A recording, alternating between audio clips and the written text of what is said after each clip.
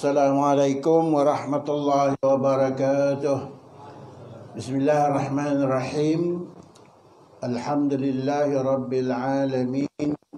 Wassalatu wassalamu ala asyrafil anbiya wal mursalin Sayyidina Muhammad wa ala alihi wa sahbihi ajma'in. Subhanaka la ilma lana illa ma 'allamtana innaka antal alimul hakim. Rabbi shrah li sadri yassir li amri wahlul 'uqdatam min lisani yafqahu qawli wa bihi nasta'in. Amma ba'du, Rabbana zidna ilman warzuqna fahman. Alhamdulillah, saya panjatkan puji dan syukur kehadrat Allah Subhanahu wa taala sekian kalinya kerana memberi kesempatan kepada kita semua untuk hadir bersama pada malam ini di rumah Allah yang bertuah ini. Mudah-mudahan kehadiran kita yang sebentar ini akan dapat kita manfaatkan dengan sebaik-baiknya. Saudara sekalian, minggu lalu saya telah bercerita sedikit tentang hadis dan kita dah katakan pengertian hadis, ya, ta'rif hadis lah. Dan kita katakan bahawasanya hadis itu pada lughahnya ialah cakap, cerita. Itu bahasa Arab lah. Hadis tu hadasa, daripada kalimah hadasa, bercakap, bercerita. Di sekolah kalau ada orang belajar bahasa Arab, dia panggil muhadatsah. Muhadatsah tu makna bercakap lah. Itu pada dari segi lughahnya, dari segi bahasa Arab ni. Tetapi kalau kita sandarkan hadis itu kepada Rasulullah sallallahu alaihi wasallam, dia tidak membawa arti percakapan. Dia akan membawa arti apa? Tiap-tiap yang keluar daripada Rasulullah sallallahu alaihi wasallam, masadara minar Rasulillah sallallahu alaihi wasallam. Jadi kalau kita kata hadis Rasulullah, maknanya apa yang keluar daripada Rasulullah. Sama ada yang keluar itu qaulan wa fi'lan wa amalan. Sama ada yang keluar itu berbentuk percakapan, qaulan, atau perbuatan. Rasulullah senyum, ambil uduk ke, sembahyang ke, itu perbuatan. Termasuklah wasakanat, diam Rasulullah. Itu pun Rasulullah kalau dia diam, dia tengok satu benda, dia diam, dia tak cakap. Kadang-kadang dia tak cakap, kadang-kadang dia senyum. Seperti satu masa para sahabat sudah dalam satu musafir, sahabat sudah kejau Dhab ni biawak lah, biawak pasir. Dia bukan macam biawak sini tuan-tuan. Jangan biawak sini tu tak ada. Itu bukan biawak pasir. Itu biawak yang kita tak boleh makan. Tapi di tanah Arab ni memang boleh makan. Sebab kenapa boleh makan? Pasal sahabat makan. Jadi lepas saja sahabat tangkap, beli, makan, bawa ke Rasulullah. Rasulullah kata, Rasulullah diam saja. Rasulullah tak makan. Itu ikrar Rasulullah. Diamnya Rasulullah itu menunjukkan benda itu adalah harus. Benda itu harus. Ya, kerana Rasulullah tidak boleh diam. Dia tak akan diam kalau benda itu salah. Dia mesti tegur. Itu sebab dia kata wasakanat. Sakanat makna diam Rasulullah sallallahu alaihi wasallam, ya. Jadi kalau kita sandarkan kalimah hadis itu kepada Rasulullah sallallahu, hadis Rasul, hadis Nabi, itu dia. Jadi berarti perkataan atau perbuatan ataupun tingkah laku Rasulullah sallallahu alaihi wasallam yang keluar daripada Rasulullah sallallahu alaihi wasallam. Jadi itu menjadi ikutan kita. Baik, apa antara kita dah ambil juga minggu lalu antara hadis Nabi dengan hadis qudsi. Itu ada beza. Kadang-kadang kita tengok bila kita belajar hadis ini hadis qudsi, ada bezanya. Kalau hadis tadi dia perkataannya daripada Rasulullah sallallahu alaihi wasallam, tetapi rohnya, hidayahnya, dia punya rohnya tu hadis itu daripada Allah Subhanahu taala. Dia wahyu daripada Allah yang melilham kepada Nabi supaya bercakap begitu. Jadi jumlah daripada wahyu, tapi wahyu ghairil matlu. Hadis Nabi yang datang daripada Nabi tadi, hadis biasa, hadis Nabi, dia tidak boleh buat semayang ghairil matlu, tak boleh baca dalam semayang. Hadis qudsi pun tak boleh baca dalam semayang. Yang boleh dibaca dalam semayang ialah faqra' ma tayassara minal Quran. Ma tayassara minal Quran. Dan ini bukan Quran. Itu dia. Faqra' ma tayassara minal Quran. Bacalah. Kalau kita semayang, lepas membaca Quran, lepas membaca Al-Fatihah, faqra' ma tayassara minal Quran. Bacalah apa yang senang, apa yang mudah. Tayassar maknanya yasir. Minal Quran, daripada Quran.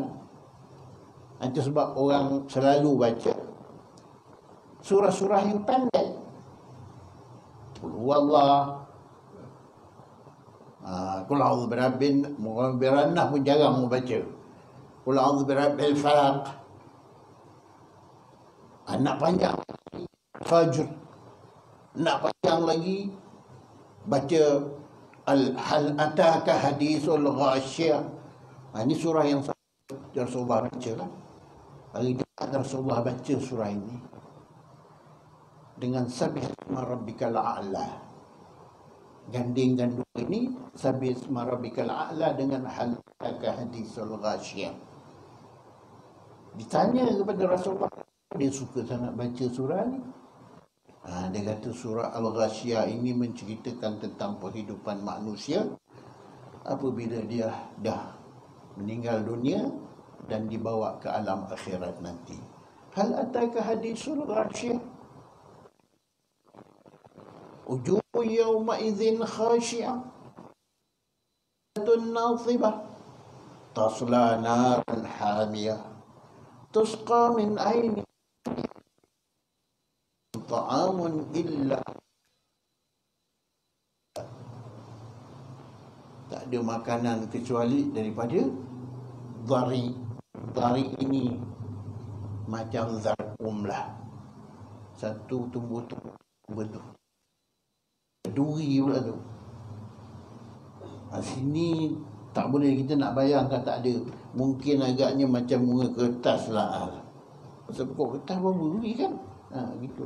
Kalau tanah Arab memang nampak dari zarqum.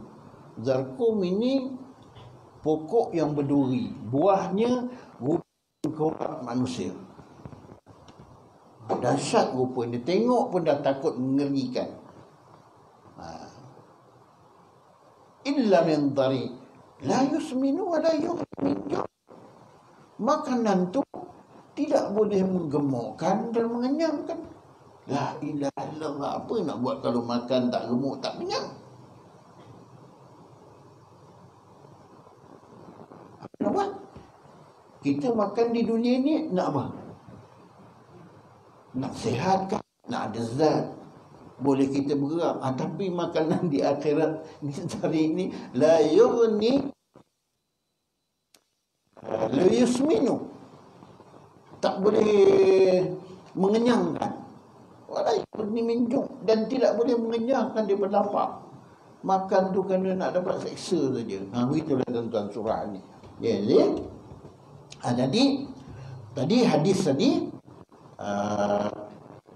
hadis kursi pula. Hadis kursi ini lafaznya, maknanya daripada Allah Subhanahu Wa Taala, tapi dilafazkan oleh Rasulullah Sallallahu Alaihi Wasallam. Itu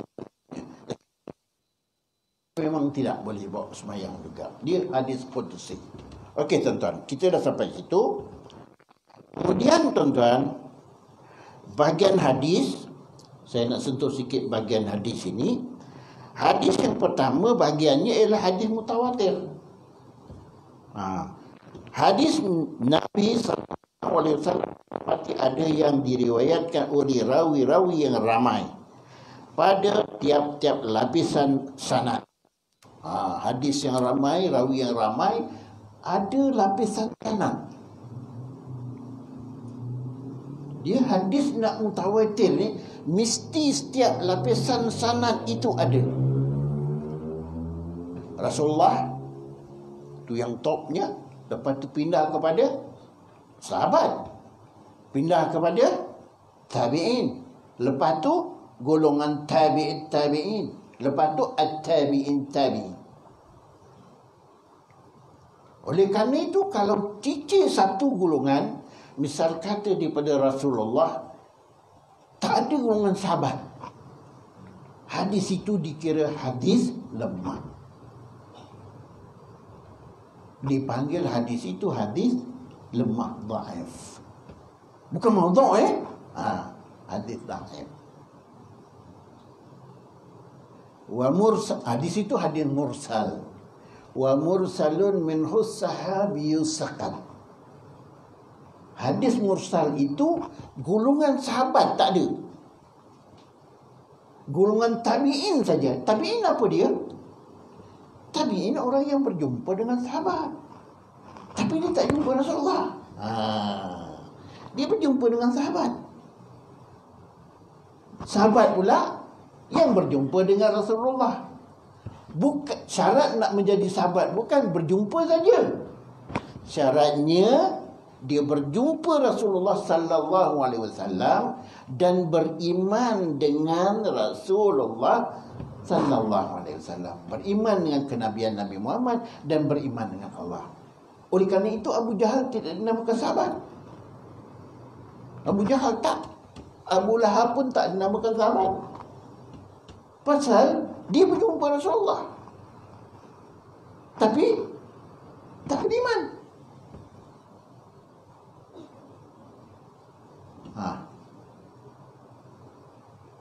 Tapi siapa? Hamzah beriman, dia golongan sahabat, walaupun dia meninggal terlebih dahulu daripada Rasulullah sallallahu alaihi wasallam.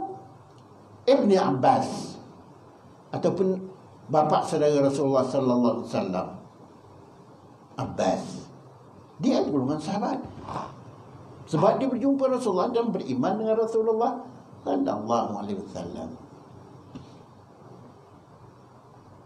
Anaknya Ibni Abbas pun berjumpa dengan Rasulullah dan dia beriman dengan Rasulullah, maka dia golongan sahabat juga. Tuan-tuan dan perempuan, jadi dia kata ramai tiap-tiap lapisan sanadnya. Sanad itu ramai, dan semua tiap lapisan ada. Golongan sahabat ada, golongan tabi'in ada, tabi'in ada, sampailah kepada Rasulullah sallallahu alaihi wasallam. Oleh kerana itu, bila sekiranya sanad ini kosong, tak disebut, jadilah hadis itu hadis yang lemah. Seperti hadis mursal yang saya kata tadi, wa mursalun minhu sahabiyyu saqat. Tu. Hadis mursal ialah sahabat tak sebut. Daripada tabi'in terus pada Rasulullah sallallahu alaihi wasallam.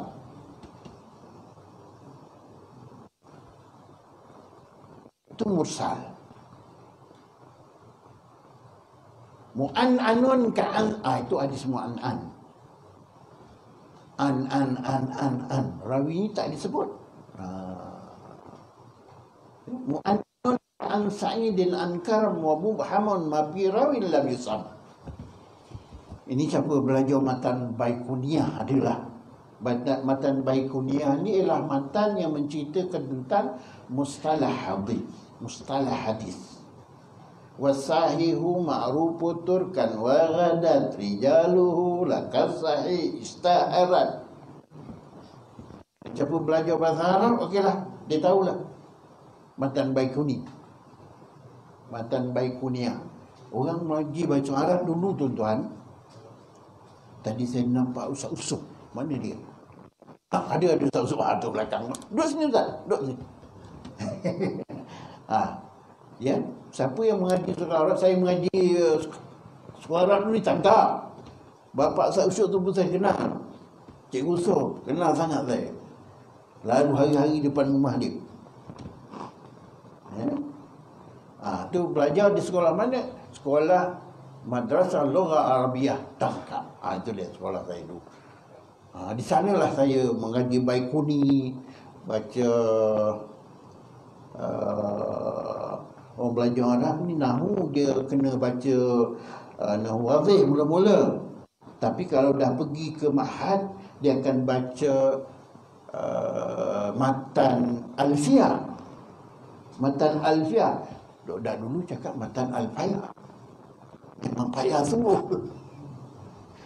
Kena tasmik dia tak pagi tuan-tuan. Dengan siapa?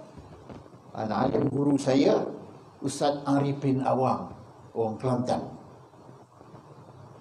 Ustaz Arifin Awang. Pagi-pagi kena tasmik. Masuk je kelas, dia tanya, baca.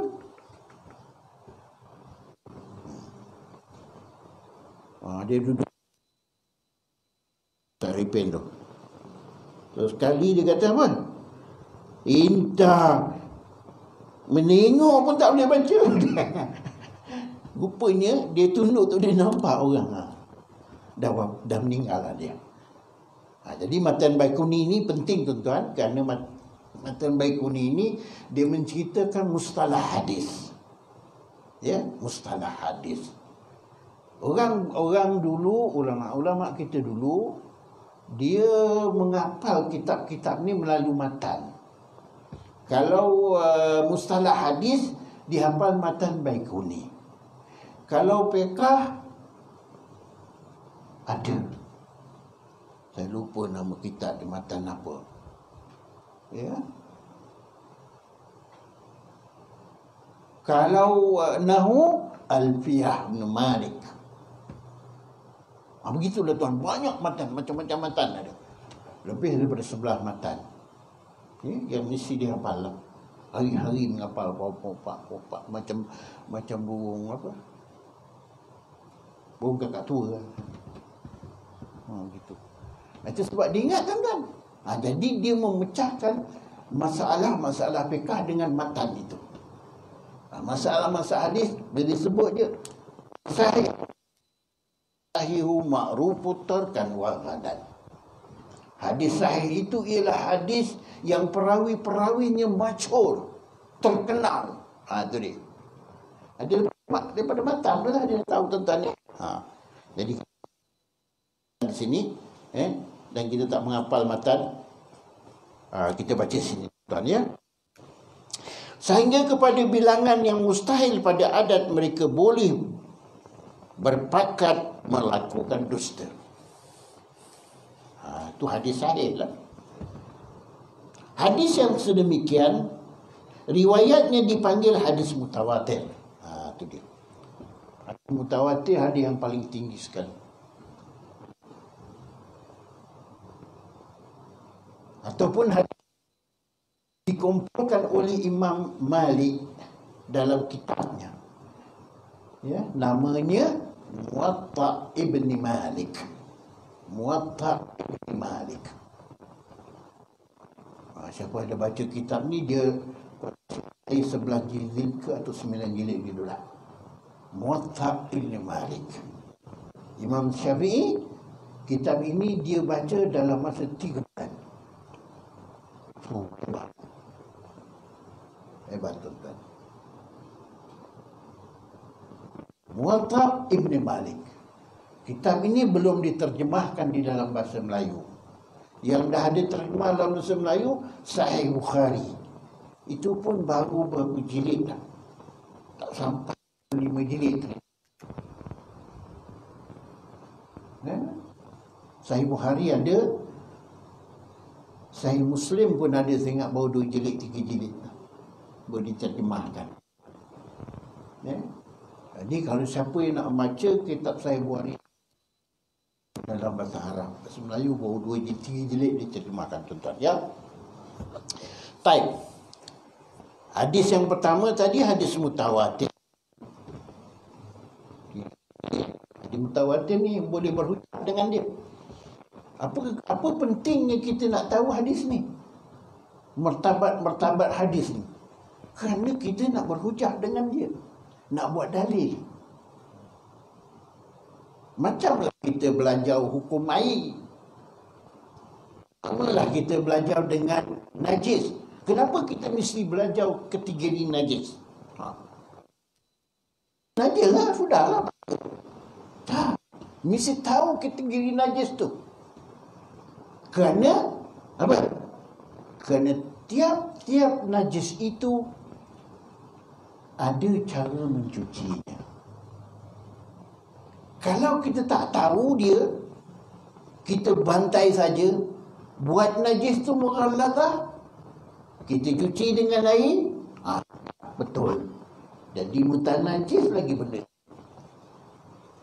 Itu sebab kita kena tahu kategori dia.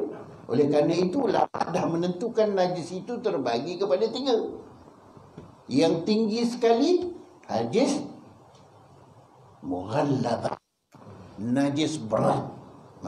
Berapa beratnya? Saya nak tanya begitu. Berapa? Ini najis berat. Berapa berat? Sepikul, 2 pikul. Bukan berat pada ain benda, tetapi berat pada mencucinya. Diberatkan mencucinya. Kena cuci dengan air tanah, kena cuci dengan air. Lepas tu boleh kita ada najis dekat situ, kita terus simbah aja boleh. Atau kita lonakkan dengan tanah. Ini timbul masalah najis anak-anak ni kat rumah. Najis lampin apa semua tu. Tapi sekarang semua tak pakai lampin basuh lagi lah. Semua orang pakai lampin buang, pakai buang ni. Senang sikit. Kalau dulu orang pakai lampin, kain lampin lah yang basuh tu. Itu ada masalah sikit. Cara membasuhnya macam mana? Tu dia. Kalau ada najis kat situ, macam mana cara membasuh? Itu tahu. Jangan kita dirus najis tu, dia akan melonak segala-gala tempat ni. Dia akan menjadikan semua tempat ni mutanajis. Cara dia, buanglah ain bendanya dulu. Itu dia. Buang ainnya dulu. Kat situ ada ainnya. Tai kucing. Ada ain di situ kan? Ada. Buang dulu. Dengan sabut ke, dengan kertas, dengan apa ke, buang dulu. Najis ain dah tak ada. Jadi hukumnya tempat itu najis hukmi. Tempat itu terkena najis. Najis itu lah. Najis hukmi itu yang kita basuh dengan air. Sekarang ni masjid pakai kapet semua macam ni. Basuh macam mana ni? Ini saya rasa ni satu masjid ni boleh punya kapet ni. Macam ni? Habis macam mana basuh?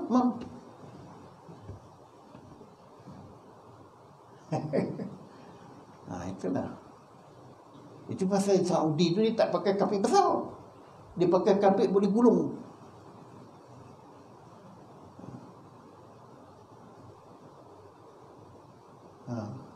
Kalau boleh gulung tak apa juga. Boleh gulung satu itu gulung. Ataupun kalau boleh gulung, masukkan bawah dia apa? Besen ke apa?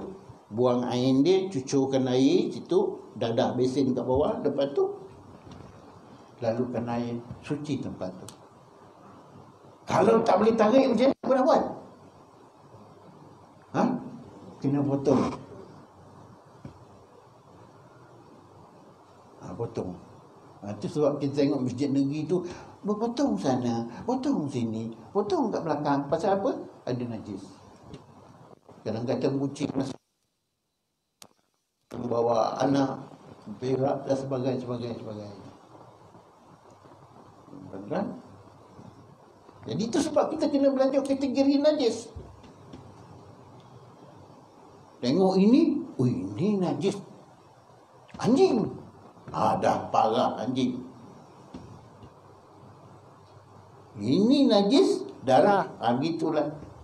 Ya, ada kategori yang tersendiri yang boleh menentukan kita cara mencucinya. Kalau najis mughallaza dengan tanah, dengan air, ni tak payah saya ceritalah tuan-tuan ni. Kalau najis mutawassitah, pertengahan, najis tai kucing, tai apa semua, itu cukup kita buangkan airnya tadi, kemudian lalukan air. Tuan-tuan, kalau najis khaffafah, ada cara dia. Budak-budak sekarang mutawassitah, ya, muaffafah. Muhaffafah ada syarat. Syarat yang pertama, jangan lebih 2 tahun umur. Lelaki syaratnya, anak lelaki. Minta maaf, 1000 anak perempuan tak masuk. Anak lelaki yang berumur tidak lebih 2 tahun. Satu. Yang keduanya, tidak makan selain daripada susu ibunya. Budak-budak kita ni dah makan apa? Macam-macam dah makan. Burger pun makan, tengok. Pizza pun makan. Ni kita COVID ni macam-macam tengok naik ke rumah. Pizza pun naik. Pakai panggil je dia makan. Kalau dah makan, apa? Hilang syarat. Idza udimatis syar, udimatil masyru'. Apabila syarat tu tak lengkap, tak ada boleh ikut hukumnya. Ini kalau siapa berlaku, tapi adalah sebab, manik, batal, sah, pasti hukum mu'ta'ilah. Ya. Tuan-tuan dan puan-puan sekalian, hukum hadis mutawatir ini tetap diterima menjadi hujah. Itu saya kata menjadi hujah. Tetapi harus ditolak dan tidak pula harus diingkari. Boleh ditolak. Boleh hadis mutawatir ini kita tolak kerana kita terdapat hadis yang lain. Ini Rasulullah sallallahu alaihi wasallam dia menceritakan hadis ini bukan seorang saja, ada yang hadis seorang, hadis ahad. Itu dia. Tetapi bila dia bercakap hadis macam ni lah, gamai. Jadi ini daripada jalan ni, ini daripada jalan ini daripada jalan ini. Daripada Pak Imam kepada itu, daripada Ibn Abbas, terus kepada Rasulullah. Kemudian daripada anak dia Ibn Abbas pergi kepada bapa dia, pergi kepada Rasulullah. Mungkin yang ada dalam majlis itu juga siapa? Hamzah, kata daripada Hamzah. Banyak jalannya. Tapi jalan yang mana yang paling tepat, yang paling kuat, itulah yang jalan yang kita ambil. Paling sikah. Kerana nak menjadi hadis mutawatir ini ada syarat-syarat yang lain, ya. Okey. Jadi boleh diingkar, boleh kita ambil hadis tu kerana kita ada hadis lain. Tapi tidak boleh diingkari. Tu. Ingkar hadis tu tak boleh. Kalau kita hadis lain, itu sebab saya cerita minggu yang lalu, Imam Bukhari, ya, banyak kita keliru antara Imam Bukhari dengan Abu Hurairah. Siapa dia Abu Hurairah? Abu Hurairah adalah sahabat. Dia menerima hadis daripada Rasulullah sallallahu alaihi wasallam. Berbanding dengan Imam Bukhari, dia bukan sahabat. Dia lahir 200 tahun selepas wafatnya Rasulullah. Dia pengumpul hadis. Dikumpulkan hadis Rasulullah SAW.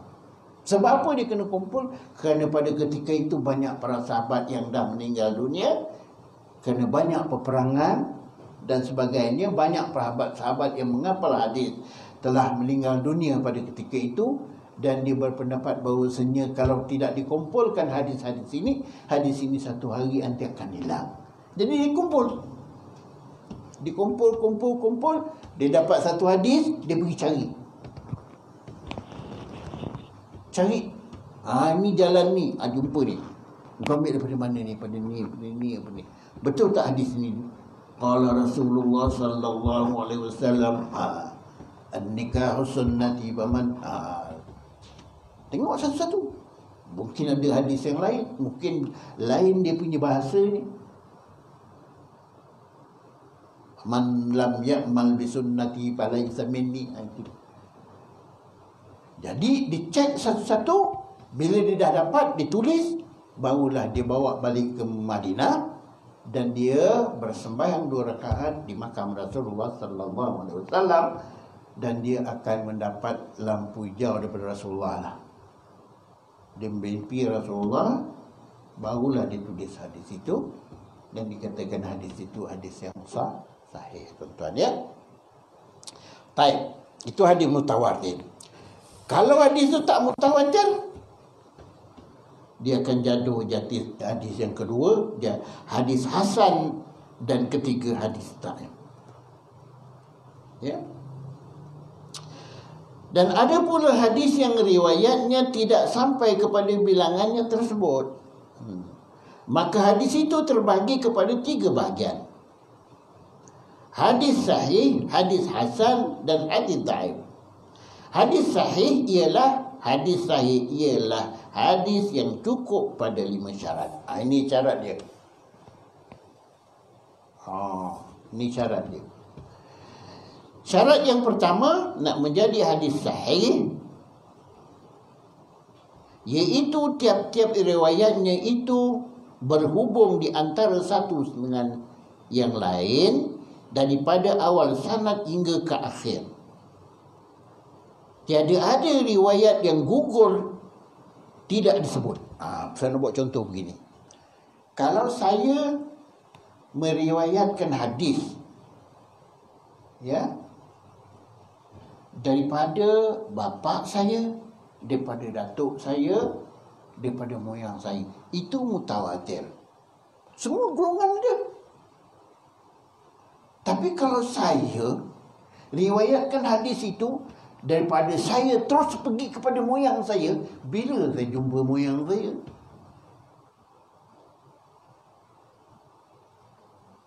Bila saya jumpa moyang saya?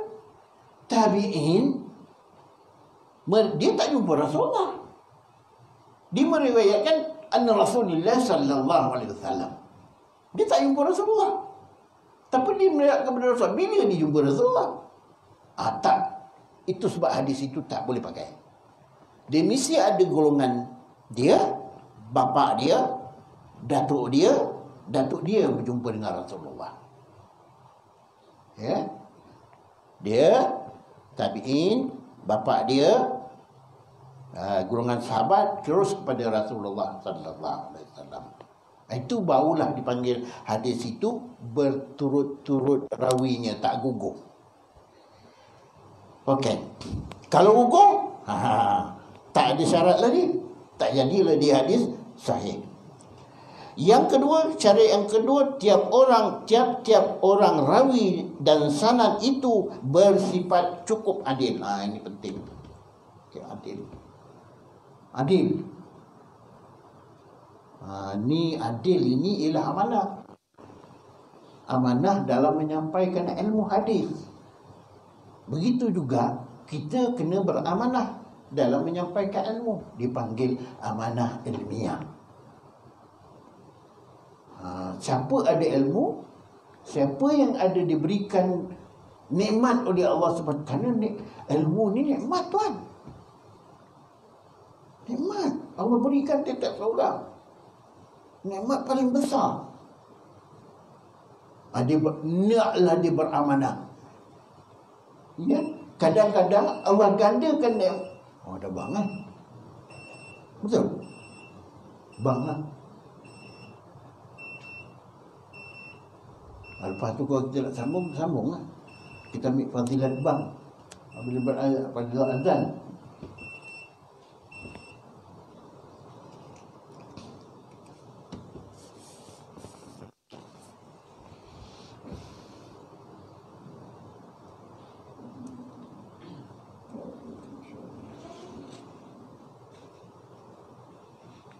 Allahu Akbar, Allahu Akbar,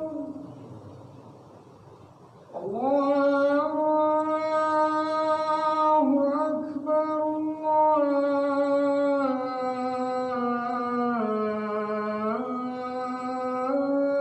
Allahu Akbar. Asyhadu an la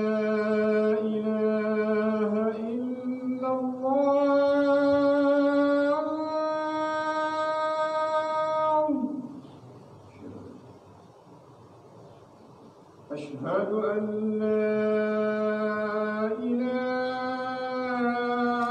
إلا الله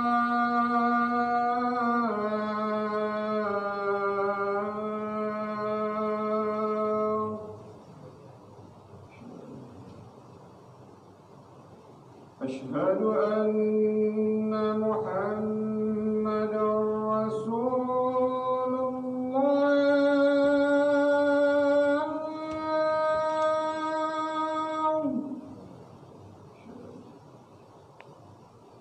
أشهد أن محمدا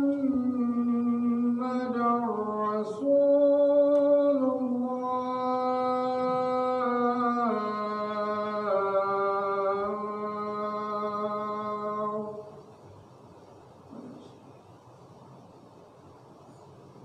حي على الصلاة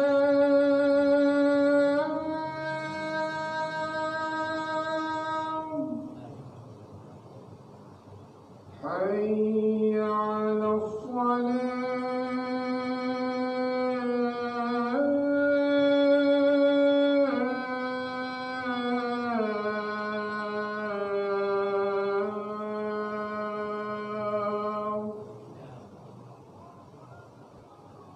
حي على الفلاح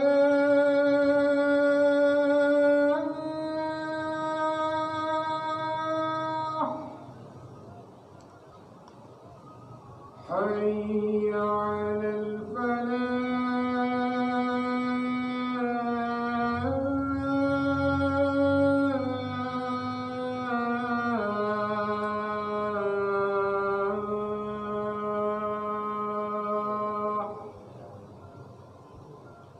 الله أكبر الله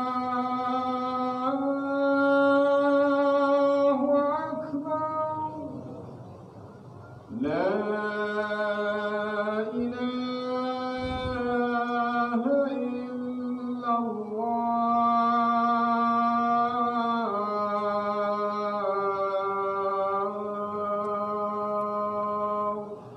La ilaha illallah.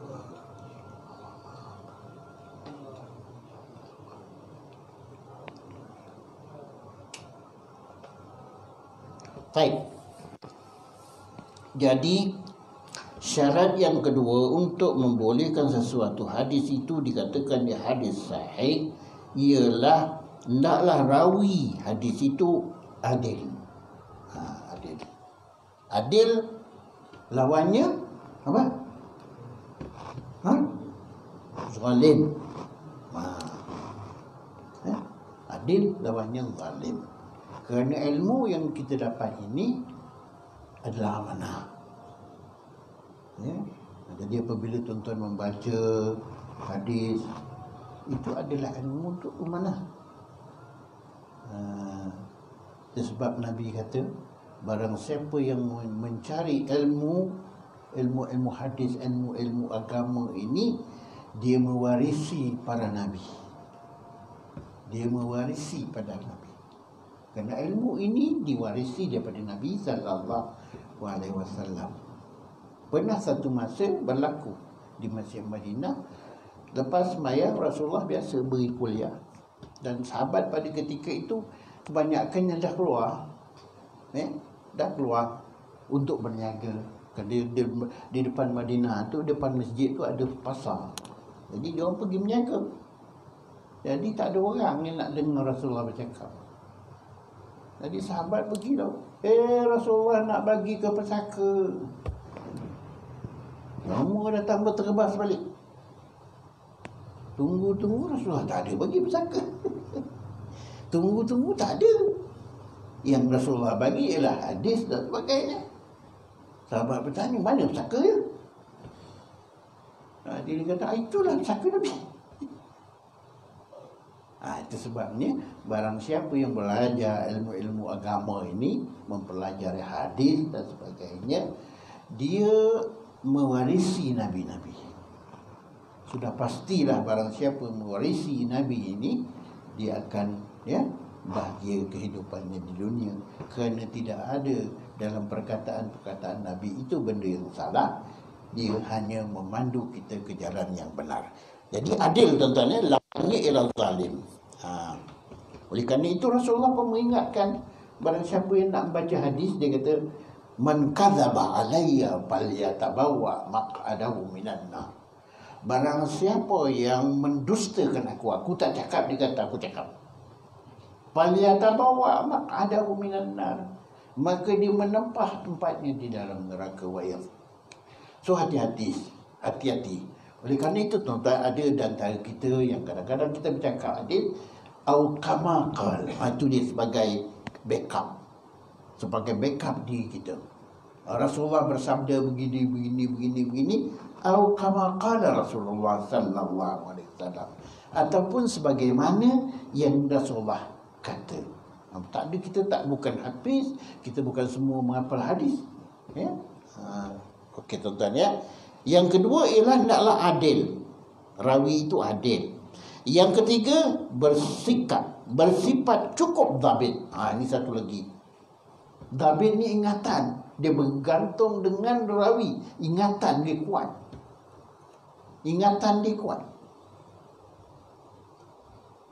Dia mengingat hadis tu kuat. Macam Umar bin Khattab. Pernah satu masa sahabat pergi cek dia selepas berapa puluh tahun Nabi meninggal dunia, cek, dia cakap hadis tu sama dengan riwayat Rasulullah. Rasulullah meriwayatkan, Rasulullah berkata, betul. Panggil orang ramai, itulah dia hadisnya. Tak silap. Maknanya dia dhabit. Ingatan dia kuat.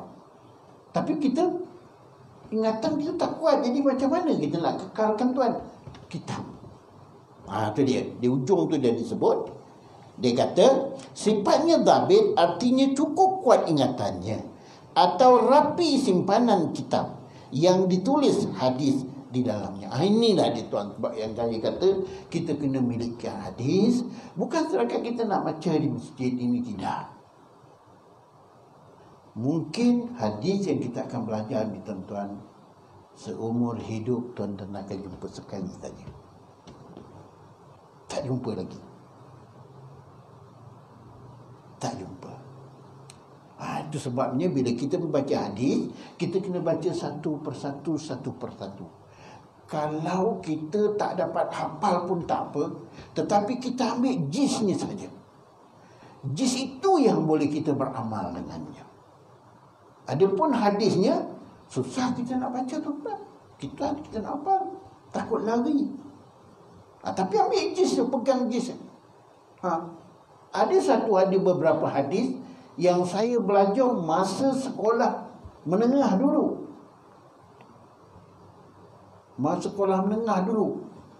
Ketika saya membaca kitab Sahih Bukhari dan sebagainya, jumpa hadis tu balik. Tapi berapa tahun, hadis ni pernah baca dulu. Begitu. Pernah baca dulu. Tapi berapa tahun selepas itu baru jumpa. Ada hadis yang kita akan jumpa sekali saja dalam umur kita, lepas tu kita tak jumpa. So tuan-tuan, kita kena ada ikatan dia. Kalau tak boleh ingatan, dhabit kita tak berapa kuat. Jadi kita boleh ikat ingatan kita itu dengan kitab. Kitab tu itulah ada kita beli kitab tu. Berapa ringgit tadi? 20 ringgit kan? Apa? RM19. RM9. Belilah tuan-tuan, simpan kat rumah. Tahu? Simpan kat rumah. Jadi bila kita dah tak ada besok, kitab tu jangan disepah-sepahkan. Diwakafkan kepada anak-anak. Jadi adalah kita mengikut sunnah Nabi. Kalau tidak, janganlah kita wakaf harta je. Wakaf juga sedikit ilmu. Ni kitab dulu abah baca dekat masjid. Ini dulu Quran yang abah baca daripada muda sampailah tua. Tinggalkan untuk anak-anak. Sebagai kita wakafkan kitab ini untuk korang semua. Dapat pahala wakaf tak? Dapat tuan-tuan. Selagi ada orang baca kitab tu, selagi itu kita mendapat pahala. Ilmun yantafi'u bih. Ilmu yang dapat dimanfaatkan. Ya. Itu sebabnya orang bila pergi Mekah banyak beli kitab, beli Quran, wakaf di Masjid Haram. Tapi sebenarnya Masjid Haram tu ada Quran di sendiri. Dia akan ambil mana-mana Quran yang datang itu, dikumpulkan dan dihantar ke tempat lain. Dihantar ke Malaysia, dihantar ke Thailand. Quran yang diwakaf di Masjid Haram itu memanglah Quran Mekah sendiri. Ya, Quran kita tu pergi tempat lain, wakaf jugalah kalau ada orang baca. Ya, okey tuan-tuan ya. Yang keempat tadi, dhabit. Yang ketiga mesti ada dhabit. Yang keempat iaitu diriwayatkan oleh seorang rawi itu tidak menyalahi dengan hadis. Itu kena sekata. Hadis itu sekata. Berapa puluh rawi pun meriwayatkan, itulah dia kalimahnya. Kan kadang-kadang kita tengok ada satu hadis tu diriwayatkan Bukhari, kemudian nanti kita akan jumpa. Dan lepas itu dalam riwayat Muslim,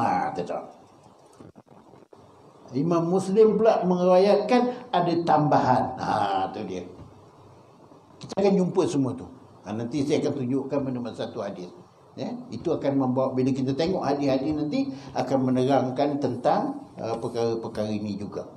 Yang kelima, yang diriwayat itu tidak ada mengandungi illah. Ni illah ni saya tak dapat nak terangkan. Illah ni cacat. Cacat cela. Ini kalau kita nak tahu illah rawi ni, kita kena baca satu kitab namanya Rijalul Hadis. Dalam hadis ada berapa jilid, 4 jilid, 5 jilid. Dalam itu penuh dengan sahabat, golongan tabi'in, dan juga sifat-sifat dia. Nakat-nakat orang ataupun komen-komen para ulama. Mengatakan dia ni sikap, mengatakan dia ni tak sikap, dia ni pernah dihukum oleh Rasulullah. Rasulullah pernah menegur dia, dan sebagainya. Semua ada dalam tu. Ini illah. Illah maknanya kecacatan rawi. Dan dikumpulkan benda ini di dalam kitab nama dia Rijalul Hadis. Dia tebal dia Rijalul Hadis tu.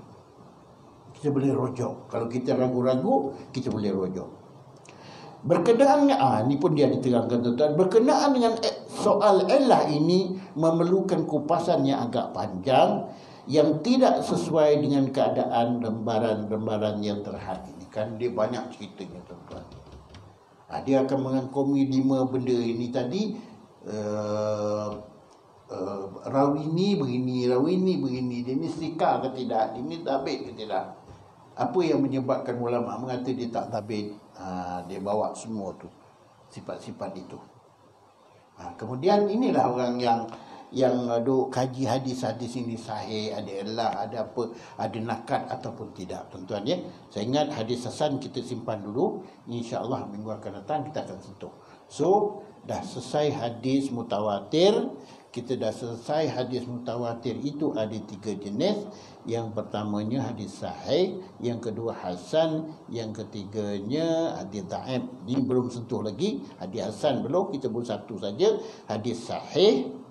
Kemudian syarat-syarat nak menentukan hadis itu hadis sahih. Yang pertama, mestilah golongan perawi berturut-turut, mengikut tabakat, mengikut peringkat. Yang keduanya, naklah rawi itu adil. Yang ketiga, naklah rawi itu dhabit. Dhabit makna kuat ingatannya, tak pelupa. Kita tak sampai tahap ni, tuan-tuan. Tak sampai. Jauh, tuan-tuan. Saya sendiri pun tak berdekat begitu. Sebab saya kata begitu, saya belajar hadis daripada kecil, tuan-tuan. Tapi kalau nak cek berapa hadis yang saya hafal,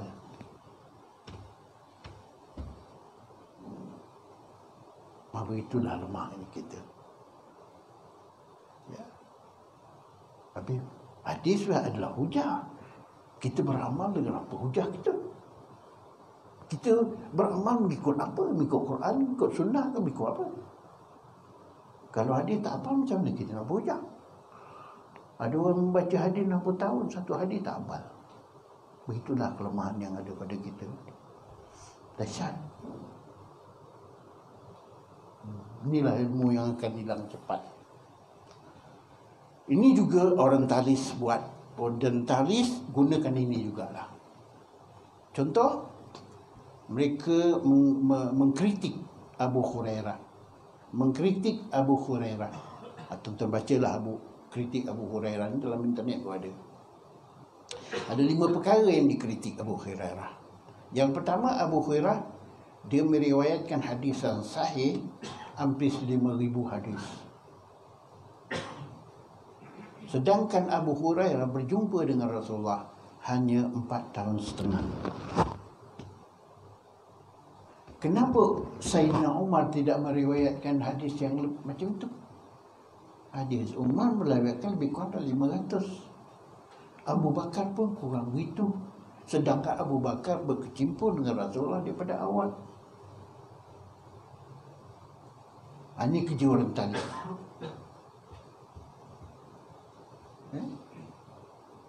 Sedangkan Abu Hurairah ataupun Abu Hurairah berjumpa dengan Rasul hanya 4 tahun setengah, 5 tahun.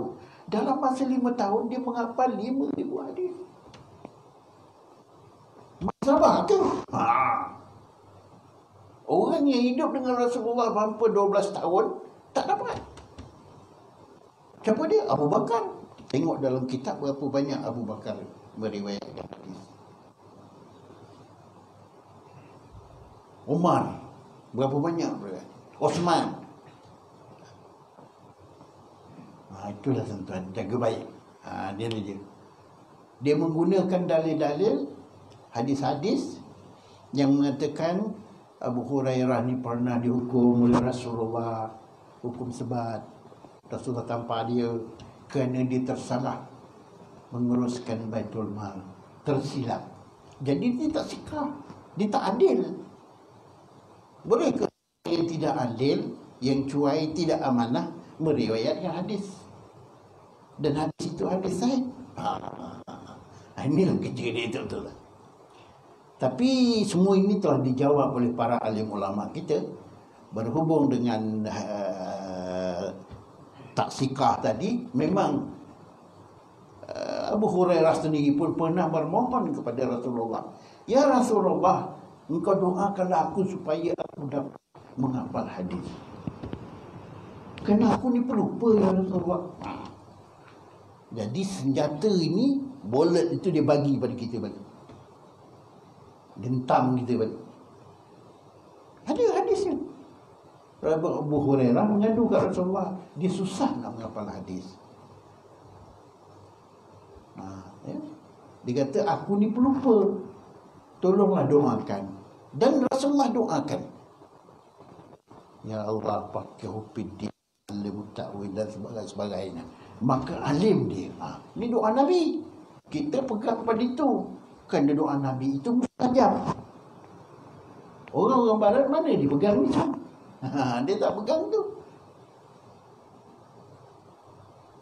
Ya, ada 2-3 dalil lagi yang orang barat menakat Abu Hurairah sebagai perawi hadis yang sahih. Tujuan mereka apa? Kena tengok. Tujuan mereka ialah kalau mereka mampu untuk menggugurkan syarat-syarat ini, syarat sikah, syarat adil tadi, daripada Bukhari, daripada Abu Hurairah, maka gugurlah paling kurang pun tuan-tuan 5,000 hadis. Sudah pasti tidak boleh berhujah dengan dia lagi. Dan kalau itu tak dapat kita berhujah, mana nak cari hadis sahih lagi? Mana nak cari hadis sahih? Itulah kerja dia orang. So jangan termakan, tengok baik-baik, ya. Tengok baik-baik, jangan termakan dengan memukan orang-orang barat ini, kerana orang-orang barat ni dia tujuannya ialah nak menghancurkan kita, menghancurkan pegangan kita, menghancurkan pegangan kita terhadap Quran. Dan sekarang ini telah berpindah kepada hadis. Quran dah. Kerana penulis Perancis senang berkata, orang Islam ni dia ada pegangan dia. Pegangan dia apa? Yang pertama, Quran. Yang kedua, hadis. Pegangan yang paling unggul yang menyatukan umat Nabi Muhammad sallallahu alaihi wasallam ialah kalimah la ilaha illallah. Di mana juga orang mengatakan la ilaha illallah, mereka adalah bersaudara. Itu dia. Jadi ini yang nak dihancurkan. Jadi kalau hancur ini satu persatu, maka porak-porandalah umat Islam, tuan-tuan. Tak ada pegangan. Dan sedangkan Nabi pun dah bersabda, taraktukum amrani malam tamassaktum bihima lan tadillu abada. Kan dia tahu itulah. Taraktukum amran, aku tinggalkan kepada kamu dua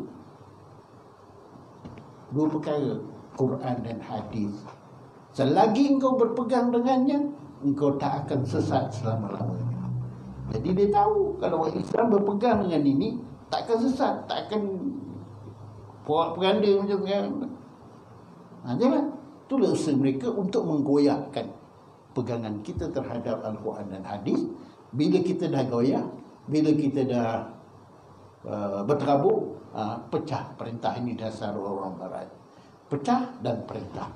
Bila akidah kita, kepercayaan kita kepada Quran, kepada hadis sudah pecah, sudah tak percaya, maka masuklah yang keduanya, diperintahlah kita. Masuklah ideologi dulu. Itulah sekarang ni yang banyak ideologi kat Malaysia, ada liberal, ada apa, tuan-tuan. Semua berdasar kepada inilah. Saya nak cukup sekat itu, tuan-tuan, yang saya nak sampaikan hari ini. Mudah-mudahan ada kebaikannya, dan insya-Allah pada minggu hadapan kita akan sambung lagi. Wallahu a'lam bissawab. أقول قولي هذا وأستغفر الله العظيم لي ولكم ولسائر المسلمين والمسلمات والمؤمنين والمؤمنات إنه هو الغفور الرحيم. بسم الله الرحمن الرحيم. ربنا زدنا إيمانا فيك ويقينا في دينك وارزقنا علما نافعا وفهما وذاكرة قوية إنك ربي الحي القيوم لا تأخذ سنة ولا نوم ولا حول ولا قوة إلا أنت سبحانك يا ربي أما يصفون وسلام على المرسلين والحمد لله رب العالمين. تقبل الله منكم.